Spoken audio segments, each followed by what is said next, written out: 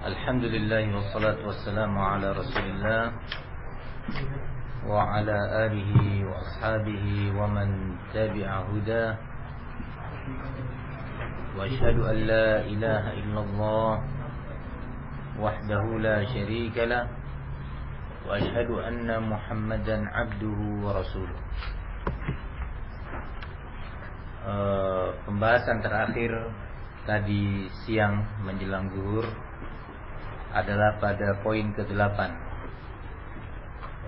yaitu pernyataan al-muallif fanzur rahimakallah kulla man sami'ta kalamahu min ahli zamanika khassatan fala ta'jalanna wa la tadkhulanna fi syai'in minhu hatta tas'ala wa tanzur hal takallama bihi ashabu Rasulillah sallallahu alaihi wasallam أو أحد من العلماء فإن وجدت فيه آثرا عنهم فتمسك به ولا تجاوزه لشيء ولا تختار عليه شيئا فتسقط في النار. Ini pembahasan kita tadi di siang hari. Kita lanjutkan pada poin ke-9. Qala al-Imam Abu Muhammad Al-Hasan bin Ali bin Khalaf Al-Barbahari Al-Baghdadi wa'lam anna al-khuruja min at-tariqi ala wajhaini amma ahaduhuma farajulun qad zalla 'an at-tariqi wa huwa la yuridu illa al-khair fala yuqtada bi zallatihi fa innahu halik. Ana baca sampai selesai poin ke-9 ini. Wa akhar anada al-haqq wa khalafa man kana qablahu minal muttaqin fa huwa dhallun mudillun syaitanun maridun fi hadhihi al-ummah haqiqun ala man ya'rifuhu ay yuhadhdhira an-nasa minhu wa yubayyana lin-nas qissatahu li alla yaqa'a ahadun fi bid'atihi fayahlak. Beliau berkata, wa'lam, ketahuilah, annal khuruja minat tariq, bahwasanya seorang yang atau penyimpangan keluar dari jalan yang benar ala wajhain, ada dua bentuk.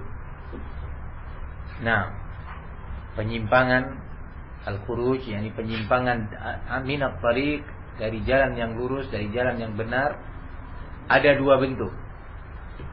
Nah, amma ahaduhuma, sementara bentuk yang pertama adalah farajulun qad zalla 'anit tariq wa huwa la yuridu illa al-khair, yaitu seorang yang dia keluar dari jalan yang lurus, jatuh pada penyimpangan, keluar dari at-tariq al-mustaqim dalam keadaan dia la yuridu illa al-khair, tidak yang dia inginkan kecuali kebaikan. Niatnya bagus, niat dia baik, ingin kebaikan, tetapi dia tidak mendapatkan kebaikan atau kelurusan akidah dan manhajnya. Dia menginginkan sebenarnya manhaj dan akidah yang benar, yang lurus, yang diridhai oleh Allah, namun ternyata pada prakteknya, pada kenyataannya, dia menyimpang keluar dari jalan yang lurus tadi. Ini jenis yang pertama. Dia tidak tahu al-haq, sehingga dia jatuh pada batil. Dia tidak tahu sunnah, sehingga dia jatuh pada bid'ah. Nah, barakallahu fikum. Namun orang seperti ini pada hakikatnya dia ingin sunnah, dia ingin al-haq, tetapi dhalla 'anit tariq, dia tersesat dari jalan yang lurus tadi. Nah, ini jenis yang pertama. Bagaimana sikap kita menghadapi seorang yang seperti ini? Sebaik itu seorang dai ataukah dia seorang yang berilmu pada dasarnya. Nah, qala al-muallif, sikap kita fala yuqtada bi zallatihi, maka jangan diteladani, jangan diikuti kesalahan dia. Jangan penyimpangan dia diteladani dan diikuti jejaknya, karena dia telah menyimpang. Nah, fa innahu halik, karena sesungguhnya orang itu pun halik, yakni dia keluar binasa dari al-haq. Nah, walaupun kita mengetahui bahwa niat dia baik, keinginan dia bagus, namun kenyataan dia menyimpang. Kita kasih misal, karena kata para ulama, bil misal yaqtadhih al maqal. Dengan adanya permisalan, sebuah pembahasan itu menjadi jelas, menjadi mudah difahami. Kita ambil contoh, barakallahu fikum, Al-Hafidz An-Nawawi rahimahullah. Nampak dari berbagai karya beliau orang yang cinta sunnah. Paling mudah, karya beliau yang paling mudah kita dapati Riyadhus Shalihin. Bagaimana beliau meletakkan bab demi bab pada kitab Riyadhus Shalihin.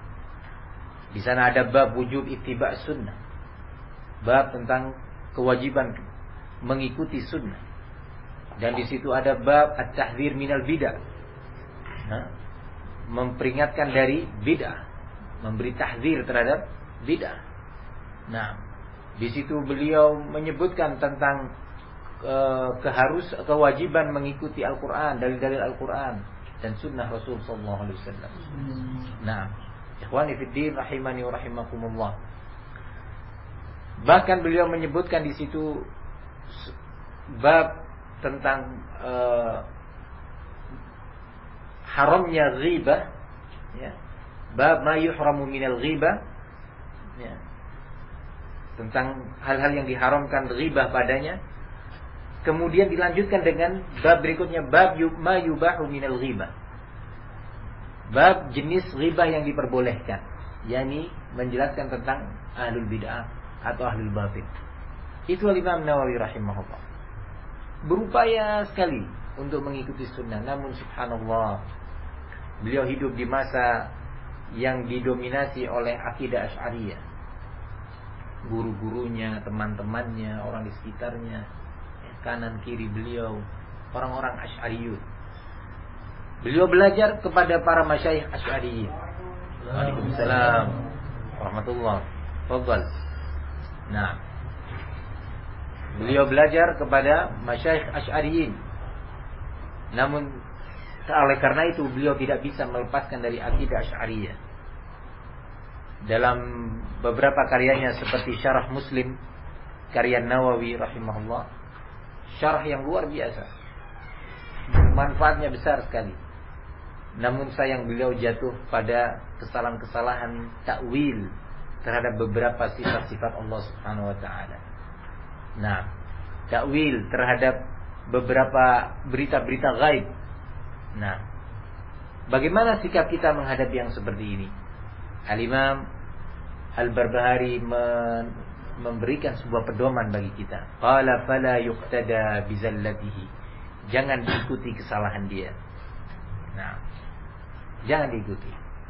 Nah, takwil beliau terhadap berbagai ayat sifat, maka kita nyatakan beliau adalah jatuh pada kesalahan dalam hal ini, dan wajib dijelaskan kepada umat bahwa beliau salah dalam hal ini, agar umat tidak larut terbawa dalam kesalahan beliau. Begitu juga, namun lebih ringan, yang kedua ini Al-Hafidz Ibnu Hajar dalam kitabnya Fathul Bari. Al-Hafidz Ibnu Hajar rahimahullah kondisinya lebih baik, jauh lebih baik dibandingkan Nawawi rahimahullah. Al-Hafidz sangat berupaya untuk terus mengedepankan dalil di atas logika.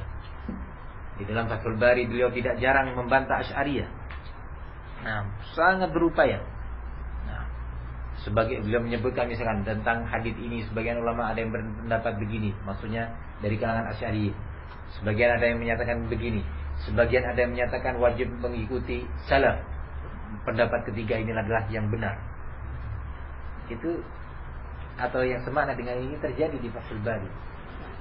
Nah, barakallahu fikum. Nah, bahkan Al-Hafidz Ibnu Hajar dalam Fathul Bari membantah takwil Asy'ariyah terkait dengan sifat tangan bagi Allah. Nah, kita mengambil faedah bagaimana membantah Asy'ariyah dari Hafidz Ibnu Hajar rahimahullah. Beliau sangat memuji dan sangat kagum pada Syekhul Islam Ibnu Taimiyah. Itu berarti kan mayoritas Asy'ariyun sangat benci kepada Syekhul Islam Ibnu Taimiyah. Tetapi Hafidz Ibnu Hajar sangat kagum kepada kepada Syekhul Islam Ibnu Taimiyah. Dipuji seorang alim besar yang menguasai berbagai bidang ilmu, kata beliau. Namun dalam beberapa hal beliau jatuh dalam kesalahan, dan telah ditulis oleh para ulama beberapa kesalahan Al-Hafidz Ibnu Hajar rahimahullah dalam kitab khusus. Tujuannya apa? Tujuannya agar umat tidak mengikuti jejak itu, dan Al-Hafidz sendiri terselamatkan dari dosa, karena tidak diikuti oleh yang berikutnya dari generasi-generasi yang datang. Nah, maka Al-Imam Al-Barbahari memberikan kepada kita sebuah pelajaran. Maka demikian seterusnya, para guru kita, para ustadz kita, masyayikh kita yang berijtihad, ya, pada dasarnya beliau berada di atas sunnah, namun jatuh pada kesalahan pada poin-poin itu tadi. Kita tidak boleh mengikuti hal seperti itu, tetapi semua harus berdasarkan apa? Hujjah. Berdasarkan kepada hujjah. Anak kasih contoh dalam hal ini. Barakallahu fikum. Naam. Sebagian ulama di masa ini yang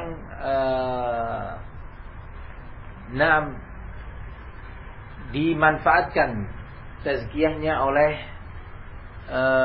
Yayasan Ihya At-Turab. Ya. Di sana disebarkan berbagai tazkiyah ulama tentang Ihya At-Turab. Nah, walaupun contoh ini lebih tepatnya tidak dikatakan sebagai kesalahan sebagian mereka.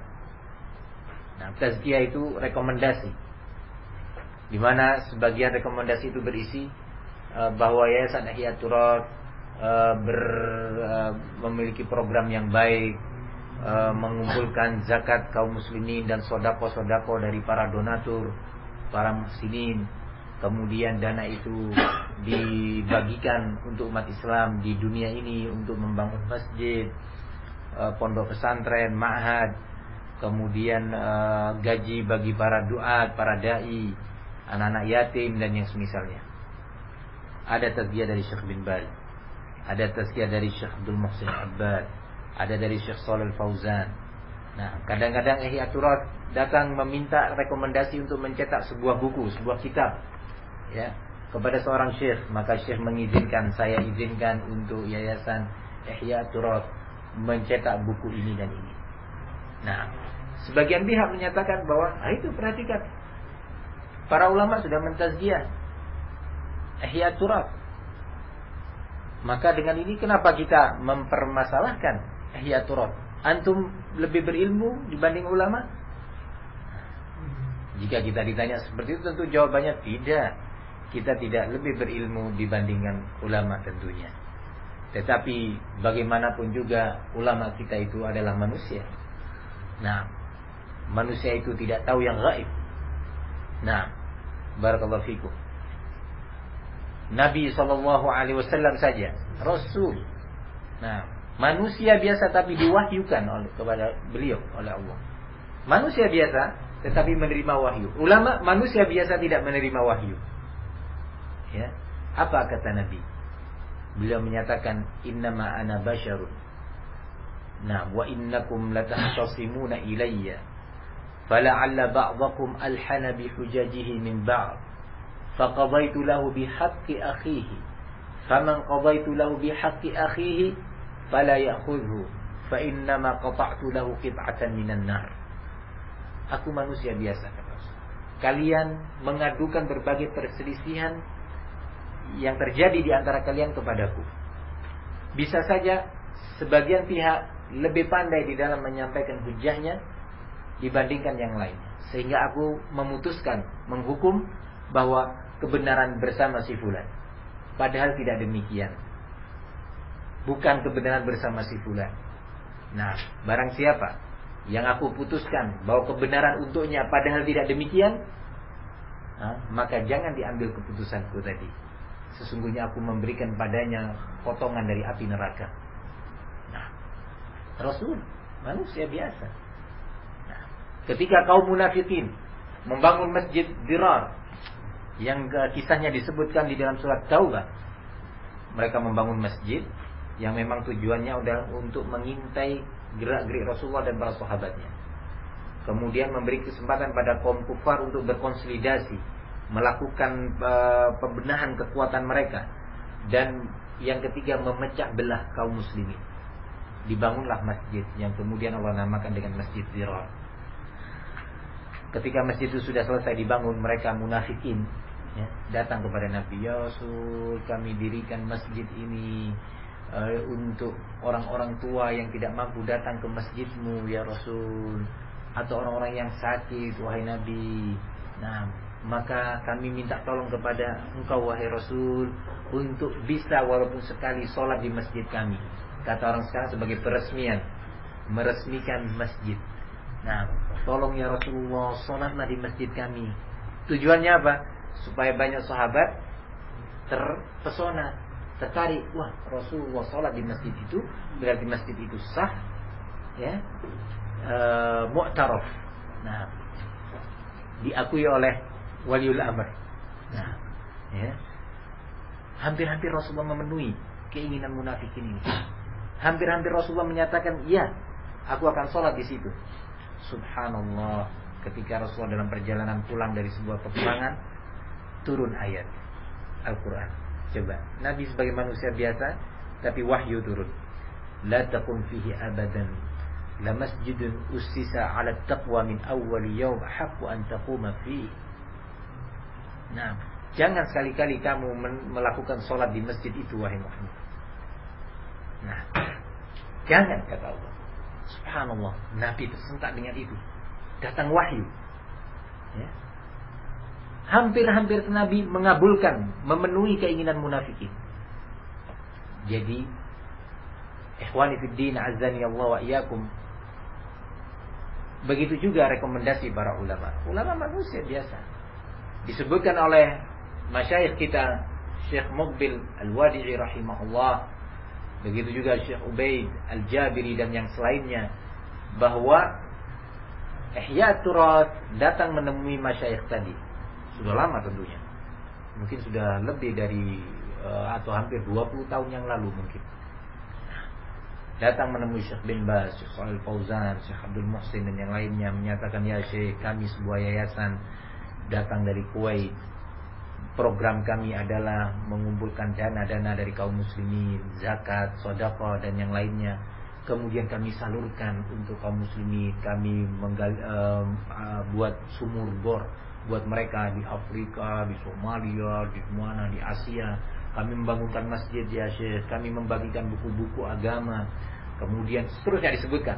Apakah program kami ini ya Syekh dari Yayasan Ihya Turas dibenarkan secara agama? Nah, apa jawaban Syekh? Tentu Syekh akan menjawab, ya, ini adalah sesuai dengan perintah Allah, wa ta'awanu 'alal birri wat taqwa. Tolong menolonglah kalian di atas kebajikan dan ketakwaan. Subhanallah, Syekh menulis rekomendasi. Manusia biasa. Datang ke Syekh yang berikutnya, datang yang berikutnya. Kemudian tazkiyah itu dikumpulkan dan dibagikan kepada banyak dai. Ini loh, kami ini ada rekomendasi. Mereka tidak jujur di dalam meminta fatwa. Coba jelaskan kepada Syekh, ya Syekh, kami sebuah yayasan. Itu programnya seperti tadi dijelaskan. Kemudian di dalam yayasan kami ada baiat ya Syekh. Kami manhaj kami adalah membuka kerjasama dengan seluruh kelompok, ya, firqah-firqah yang ada ya Syekh. Ya, dijelaskan praktek kesehariannya. Kami ya Syekh, barakallahu fikum, juga tidak suka adanya pemerintah-pemerintah yang zalim ini. Mereka harus dilengserkan ya Syekh. Mereka harus dijatuhkan, diganti dengan penguasa yang baik. Nah, dan berbagai kondisi Ihya Turas coba jelaskan kepada Syekh. Kira-kira Syekh bin Baz akan memberikan tazkiyah. Kata para ulama bahwa sebuah pembicaraan, baik itu pembicara kalamullah ataupun kalam Rasul, mayoritasnya atau pada sebagiannya ada sebabnya. Kalau Al-Quran disebut nama asbab nuzul, sebab turunnya ayat. Nah, kalau hadis diberi nama asbabul wurud. Kenapa Rasulullah berucap ini? Ada sebab kejadian, peristiwa di hadapan sahabatnya. Nah, barakallahu fikum. Sampai pembicaraan manusia sekalipun. Kenapa antum kemarin berbicara ini di depan? Oh, karena kemarin ada orang lewat, dia tanya mana alamatnya. Maka saya menjawab. Ada sebabnya. Nah, dan sebab sebuah permasalahan, sebuah perkataan itu keluar atau kalamullah itu turun, itu bagian dari tafsir terhadap hal itu. Ya. Ayat turun ada sebab nuzulnya. Kejadiannya begini peristiwanya. Peristiwa ini adalah sebagai penjelas tentang makna ayat ini. Ya. Begitu juga kalam Rasul dan kalam manusia. Nah, barakallahu fikum. Maka kalau sebabnya seperti yang tadi saya gambarkan kepada antum, dan itu nampak dari jawaban masyayikh. Ya. Nah, maka kita harus adil, harus sportif. Jangan meletakkan tazkiyah masyayikh bukan pada tempatnya. Kita telah mendolimi ulama. Masyayikh itu memberi tazkiyah untuk sebuah kondisi, program yang mereka sampaikan. Nah, Syekh tidak mentazkiyah adanya berbagai penyimpangan yang ada. Bagaimana kalau Syekh bin Baz tahu bahwa Ihya Turas tokoh-tokohnya sering memprovokasi masyarakat muslim? Sering sebagian tokohnya mengatakan bahwa pemerintah-pemerintah ini kafir. Apakah Syekh bin Baz akan diam? Apakah Syekh Utsaimin akan diam? Jawabannya tentu tidak. Nah, barakallahu fikum. Maka dari itu, jangan kemudian kita menutup mata. Wah, ini sudah dari masyayikh tazkiyah, kita harus ikutilah. Nah, walaupun saya katakan itu bukan kesalahan masyayikh, bukan kesalahan ulama. Nah, barakallahu fikum. Nah, jadi banyak contohnya dalam hal ini. Ulama dia di atas sunnah, namun terjadi pada fatwanya kesalahan. Maka kita tidak boleh mengikuti hal itu dengan hujjah, dengan ilmu. Barakallahu fikum. Namun yang dimaksud oleh Imam Al-Barbahari di sini, jenis yang pertama, seorang yang telah keluar dan menyimpang dari al-haq, bukan karena dia menginginkan kebatilan, tetapi memang dia tidak mengerti jalan kebenaran, akhirnya dia terjatuh kepada penyimpangan. Yang seperti ini kata beliau, fala yuqtada bizallatihi. Nah, bisa dipahami jenis pertama ini. Sekarang jenis kedua. Wa akhar, orang yang kedua yang menyimpang keluar dari jalan al-haq. Jenis yang kedua, anadal haqqa wa khalafa man kana qablahu minal muttaqin. Anada, sengaja memang menentang, ya, dan menyelisihi generasi yang sebelumnya dari kalangan muttaqin, dari kalangan ulama. Anada itu memaksakan dirinya terus berlanjut di atas kesalahannya, sengaja menyelisihi generasi yang sebelumnya. Ini Syekh atau Imam Al-Barbahari berbicara dahulu. Nah, barakallahu fikum. Muncul orang-orang di sana dari tokoh-tokoh bid'ah, Mu'tazilah, Jahmiyah, Sufiyah, kemudian Qadariyah dan yang lainnya. Sengaja mereka memang menyelisihi generasi yang sebelumnya dari tabi'in dan sahabat. Anadal haqq. Nah, wa khalafa man kana qablahu minal muttaqin. Nah, sudah tahu, waalaikumsalam, bahwa sahabat tidak pernah dinukilkan dari mereka keyakinan seperti yang mereka yakini. Keyakinan bahwasanya Al-Quran itu makhluk. Tidak ada seorang sahabat yang mengucapkan dan berkeyakinan dengan akidah ini. Sudah tersampaikan, tetapi dia menyatakan tidak, tetap dia mengikuti ra'yunya, tidak peduli dengan itu. Tidak ada dari kalangan ulama sebelumnya, Imam Ahmad bin Hanbal, Asy-Syafi'i, Al-Bukhari, Muslim, Abu Hatim Ar-Razi, Abu Zur'ah Ar-Razi, dan yang lainnya terus ke atas. Seorang pun tak ada yang menakwilkan sifat-sifat Allah Subhanahu wa taala, tetapi dia tetap tidak peduli walaupun sudah tersampaikan kepadanya hujjah, nasihat. Ini jenis yang kedua. Maka beliau menyatakan fahuwa dhallun mudillun. Maka orang yang seperti ini adalah orang yang sesat dan menyesatkan orang lain. Sesat pada dirinya dan menyesatkan orang lain. Dhallun mudillun. Syaitanun maridun fi hadhil ummah. Syaitan pembangkang, syaitan penentang yang ada di tengah-tengah umat ini. Bagaimana dinyatakan syaitan wong dia manusia? Kenapa oleh muallif dinyatakan syaitan padahal dia manusia? Jawabannya adalah syaitan itu terbagi menjadi dua. Ada syaitan dari kalangan jin dan ada syaitan dari kalangan manusia. Nah, yang Allah nyatakan di dalam Al-Qur'an, wa kadzalika ja'alna likulli nabiyyin aduwan syayatinal insi wal jinni yuhi ba'duhum ila ba'd zukhrufal qawli ghurura. Demikianlah kata Allah, telah kami jadikan bagi setiap nabi musuh dari kalangan syaitan, baik syaitan yang dari bangsa jin maupun yang dari bangsa manusia, dari golongan jin maupun manusia. Masing-masing syaitan tadi saling memberikan informasi dan masukan, syubhat demi syubhat kepada yang lainnya, supaya semakin godaannya semakin kuat. Nah, sehingga semakin berhasil menyesatkan umat manusia. Syaitan ini baik dari kalangan jin maupun dari kalangan manusia, masing-masing menyeru kepada bid'ah.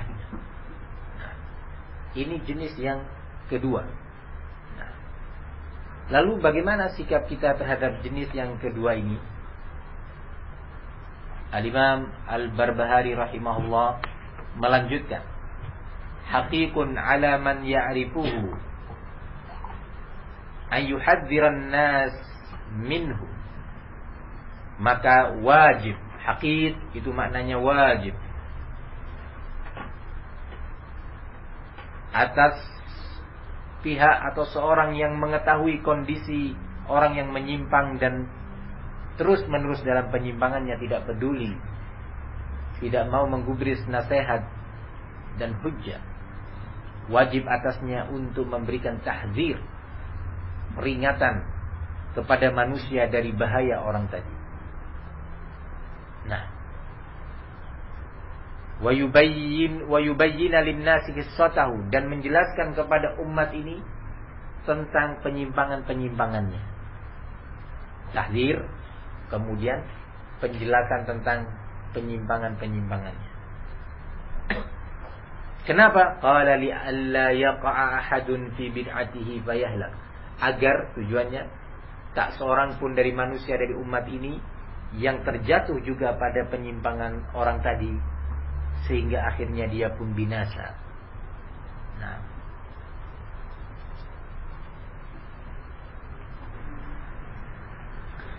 pada bagian ini Al-Imam Al-Barbahari menegaskan kepada kita tentang kewajiban, keharusan memberikan tahdzir dan peringatan dari bahaya ahli bidah. Dan ini adalah manhaj salafus salih.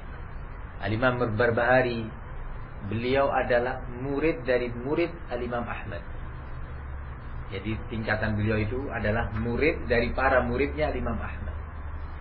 Nah, kalau antum misalkan sekarang ana misalkan murid dari Syekh Muqbil dan Syekh Rabi misalkan, maka antum posisinya adalah murid dari murid Syekh Muqbil dan Syekh Rabi. Ya, Al-Imam Barbahari seperti antum gitu posisinya. Nah, jadi sangat dekat masanya. Beliau rahimahullah banyak menukil dan belajar dari para gurunya pada waktu itu. Dan disebutkan memang bahwa para ulama baik di Hijaz itu Makkah dan Madinah, atau di Najd, ya, Riyadh dan yang lainnya sekitarnya, Irak, Basra, Kufa, kemudian di Syam, pada waktu itu. Nah, di Yaman dan yang lainnya, mereka semua sepakat tentang wajibnya mengingatkan umat, mentahzir umat dari bahaya ahlul bidah. Antum bisa lihat itu di berbagai buku akidah yang sempat tadi pagi saya sebutkan, kitab Syariah al-Ajurri. Nah, kitab Syarah I'tiqad Ahli Sunnah wal Jamaah karya Imam Al-Lalikai. Nah, ini dua ulama ini hampir semasa dengan Al-Barbahari. Nah, kemudian juga Imam Ahmad dalam kitabnya Sunnah, peputra beliau Abdullah bin Ahmad bin Hanbal, dalam kitabnya juga As-Sunnah. Semua ulama tadi menyebutkan kesepakatan para ulama dan sikap yang satu di dalam kewajiban mentahdzir umat dari bahaya al-bidah. Turun menurun Qadariyah, Jahmiyah, Jabariyah, Khawarij, semuanya diingatkan oleh ulama bahaya mereka. Nah, barakallahu fikum. Sampai al-Imam Yunus bin Ubaid, salah seorang ulama di masa tabi'i yang dikenal dengan kezuhudannya, sikap wara', kemudian keilmuannya, seorang muhaddits, Yunus bin Ubaid, dikenal dengan ketakwaannya, sampai-sampai sekelumit tentang beliau. Beliau dulu seorang pedagang, muhaddits tapi juga berdagang kain yang terbuat dari wol. Ya. Nah, barakallahu fikum. Suatu hari ada seorang pembeli datang dari negeri Syam menemui Al-Imam Yunus bin Ubaid di pasar. Kemudian ketika dia datang, Yunus bin Ubaid sedang pergi untuk melakukan sholat. Nah, barang dagangannya diamanatkan kepada keponakan atau saudaranya. Nah, dipesan, ini barang harganya adalah 200 dirham. 200 dirham. Nah, oh iya, Yunus bin Ubaid pergi sholat. Nah, kemudian ada seorang pembeli dari negeri Syam beli kain. Siapa yang menjual tadi? Keponakan atau saudaranya tadi. Dijual seharga 400 dirham. Dan orang dari Syam itu tadi mau membelinya 400 dirham. Datanglah Al-Imam Yunus bin Ubaid, dan orang ini ponakan tadi melapor bahwa barang tadi terjual dengan harga 400 dirham. Kalau kita kan bangga ya, Masya Allah, jazakallah khair. Nah, 200 dirham sudah dapat keuntungan, apalagi 400 dirham. Nah, tapi ternyata Imam Yunus bin Ubaid menyatakan, kenapa kamu jual 400? Pesannya aku adalah 200 dirham. Mana orangnya? Cari. Dicari itu si pembeli. Sampai akhirnya berjumpa. Nah, ini uang kamu 400 dirham, mana kain saya? Nah, saya tidak mau menjual barang ini kecuali hanya 200 dirham. Nah, kalau mau ini, saya berikan 200 dirham uang kamu. Kalau enggak, mana kain itu, dan ini uang kamu 400 dirham. Orang itu kaget, kamu siapa? Ana Yunus bin Ubaid. Allah, terkejut itu orang. Yunus bin Ubaid, berapa banyak orang berharap bisa berjumpa dengan engkau.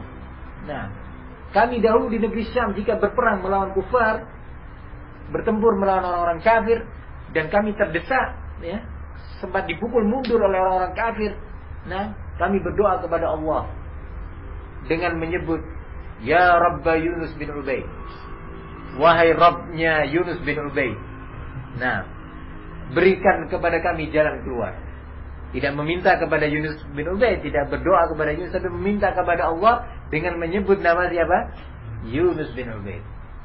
Nah, kemudian kami diberi jalan keluar oleh Allah Subhanahu wa taala dari kondisi yang sempit itu tadi dalam pertempuran. Ini Al-Imam Yunus bin Ubaid terkenal dengan akhlaknya yang luar biasa, ibadahnya yang luar biasa. Suatu hari beliau menasihati putranya. Nah, kepada putranya beliau menyatakan, la an ra'aitu kharajta min baitil khunsa ahabbu ilayya min an takhruja min baiti Amr bin Ubaid. Hati-hati, ada Yunus bin Ubaid, ada Amr bin Ubaid. Amr bin Ubaid adalah tokoh Qadariyah, tokoh pengingkar takdir. Kalau di Indonesia itu semacam Harun Nasution, ya, dulu rektor kalau nggak salah Universitas IAIN, Institut Agama Islam Negeri, Syarif Hidayatullah Jakarta. Nah, ya, tokoh Qadariyah. Nah, dulu Amr bin Ubaid namanya. Aku melihat kamu keluar dari rumah, maaf saja, seorang bencong, tahu bencong? Makhnut. Apa makhnut? Apa? Pondan. Nah, ya, na'udzubillah. Nah, lebih mending di sisiku, lebih aku sukai daripada aku mendapati kamu keluar dari rumah Amr bin Ubaid, seorang tokoh Qadari. Amr bin Ubaid disebutkan seorang ahli ibadah, dermawan, suka berpuasa di siang hari, tahajud di malam hari. Amr bin Ubaid akhlaknya luar biasa, tetapi akidahnya adalah Qadariyah, pengingkar takdir Allah Subhanahu wa ta'ala. Nah, kata Al-Imam Yunus bin Ubaid rahimahullah, hati-hati wahai anakku, nasihat. Nah, luar biasa. Hal yang semisal ini ternukilkan dari para ulama terdahulu. Bagaimana menyikapi ahlul batil, mentahdzir umat dari bahaya mereka. Nah, Al-Karabisi, Al-Imam Ahmad dan yang selainnya menyatakan la tujalisu Al-Karabisi wa la tujalisu man yujalisu. Jangan kalian bermajlis dengan Al-Karabisi, dan jangan pula kalian bermajlis dengan orang-orang yang pernah bermajlis dengan Al-Karabisi. Siapa Al-Karabisi? Tokoh Mu'tazilah. Tokoh Mu'tazilah, kaum rasionalis. Ya. Tapi beliau itu atau Al-Karabisi ini terkenal banyak karyanya dalam bahasa Arab, dalam ilmu hadis, dalam fikih. Luar biasa banyak karyanya. Memang memiliki kemampuan ilmu yang luar biasa. Namun akidahnya adalah apa? Mu'tazilah. Bagaimana Imam Ahmad di masa itu? Bagaimana barakallahu fikum Imam Ishaq bin Rahawai? Bagaimana Imam Abu Hatim Ar-Razi? Dan para ulama yang hidup pada waktu itu, bagaimana sikapnya? Itu teladan bagi kita. Kita kalah dibanding mereka dari sisi ilmu. Kita jauh dibandingkan ibadah mereka. Nggak ada seperseribunya ibadah kita. Mereka dalam semalam, dalam tahajudnya, membaca Al-Quran sampai 15 juz tahajud. Nah, barakallahu fikum. Nah, kita mampu setengah juz tahajud? Sulit. Mereka berpuasa, puasa Daud, Senin, Kemis. Mereka bersedekah, mereka ikut berjihad pada waktu itu. Ya. Barakallahu fikum. Mereka penuh dengan kesederhanaan hidupnya. Luar biasa ibadahnya. Barakallahu fikum.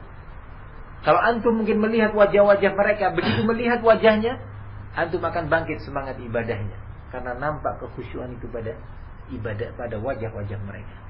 Al-Imam Ahmad, Al-Imam Ibnul Mubarak, Al-Imam Muhammad bin Zaid, Syu'bah bin Hajjaj, Sufyan Ats-Tsauri, Asy-Syafi'i, Malik rahimahullah, orang-orang besar dalam sejarah ini.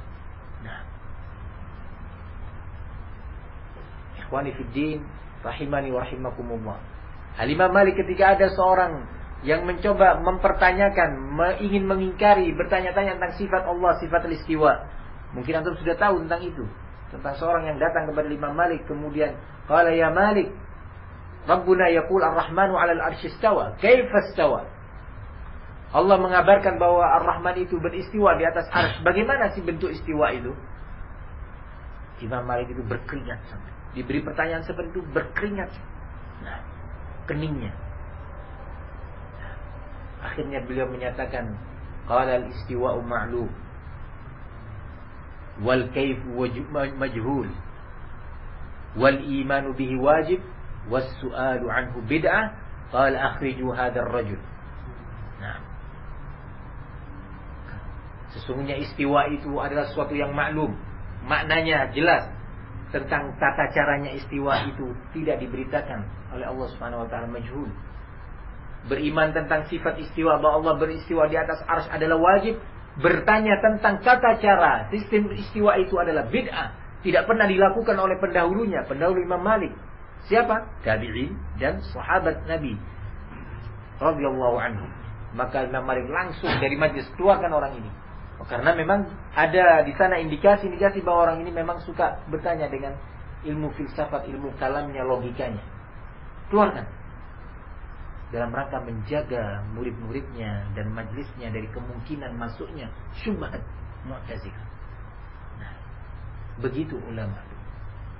Barakallahu fiik. Kalau seandainya ada seorang di masa ini yang bersikap seperti ulama di masa dulu, mungkin dia akan dinyatakan ini pemecah belah umat, ini itu. Begitu juga di masa ini. Berbagai bid'ah dalam bidang akidah ditampakkan. Antum lihat bagaimana Sayyid Qutb yang menanamkan dalam banyak karyanya akidah takfir, pengkafiran umat. Sehingga antum lihat munculnya teroris dan terorisme itu banyak diwarnai, dipengaruhi oleh karya-karya Sayyid Qutb. Sehingga mereka punya kesimpulan masyarakat ini adalah masyarakat kafir, pemerintah ini adalah pemerintah kafir. Sayyid Qutb mencela sahabat Nabi, mencela sahabat Utsman bin Affan, dan menyatakan bahwa revolusi Abdullah bin Saba al-Yahudi itu, ya, revolusi pemberontakan Abdullah bin Saba itu lebih dekat pada kebenaran dan ruh Islam dibandingkan sikap dan arahan Khalifah Utsman bin Affan. Allahu Akbar. Ada Sayyid Qutb mengucapkan di kitabnya. Nah, dan kata beliau bahwa kekhilafahan pemerintahan Utsman bin Affan bagaikan jurang kegagalan di antara 4 khalifah yang lainnya. Mencela sahabat Amr bin Al-As, mencela Nabi Allah Musa alaihissalam, dinyatakan bahwa dakwahnya Nabi Musa itu adalah dakwah asabiyah. Nabi dipilih oleh Allah, diutus oleh Allah, dinyatakan dakwahnya adalah dakwah asabiyah. Kenapa? Ketika Nabi Musa membantu seorang dari Bani Israel dari kaumnya ketika melawan Kipti, yang kemudian fawakazahu Musa faqadha alaihi. Nah, akhirnya tanpa disadari Musa memukul orang Kipti tadi dan jatuh meninggal dunia. Nah, kata Sayyid Qutb, ini menunjukkan bahwa dakwahnya Nabi Musa ini adalah dakwah asabiyah, kesukuan. Allahu Akbar. Allahu Akbar. Nah, perhatikan bid'ah pemikiran yang seperti ini. Nah, Sayyid Qutb menyatakan bahwa pada Abu Bakar As-Siddiq dan Umar Ibn Khattab sudah ada pemikiran-pemikiran ishtirakiyah, sosialis. Tahu sosialis? Ya, ishtirakiyah. Nah, apa namanya bahasa Malaysia? Sosialis. Nah, barakallahu fikum. Luar biasa. Nah, kemudian buku-buku Sayyid Qutb ini beredar di masyarakat atau di perpustakaan-perpustakaan universitas-universitas di banyak negara. Pantaskah bagi seorang yang telah tahu kemungkaran itu diam? Jawabannya tidak boleh. Al-Imam Al-Barbahari menyatakan hakikun ala man ya'rifuhu ayyuhadziran nas minhu. Wajib bagi pihak yang telah mengetahui kebatilan tersebut, ahlul batil, ahlul bid'ah yang terus berlanjut dalam kebid'ahannya, untuk mengingatkan umat dari bahaya orang itu tadi. Dan itu bukan ghibah. Itu adalah kewajiban. Itu bukan ghibah, tetapi adalah ibadah sebagaimana disebutkan oleh Al-Imam An-Nawawi rahimahullah dan para ulama yang lainnya. Nah, ikhwani fid din, azzani Allah wa iyyakum. Kenapa dilakukan tahdzir terhadap ahlul batil? Al-Imam Al-Barbahari melanjutkan, li'alla yaqa'a ahadun fi bid'atihi, agar tak seorang pun juga jatuh ke dalam bid'ahnya. Hasanul Banna yang tadi Anda sebutkan, ya. Ustaz, dia sudah meninggal dunia. Ya, kita berdoa mudah-mudahan Allah ampuni, Allah rahmati, tapi kesalahannya harus dijelaskan kepada umat karena dia punya pengikut yang terus siang malam mendakwahkan akidahnya tadi. Sebelum kita melanjutkan hal ini, nampaknya sudah tiba waktu Isya. Kita menuju ke surau. Kita lanjutkan ba'da salat Isya insyaallah.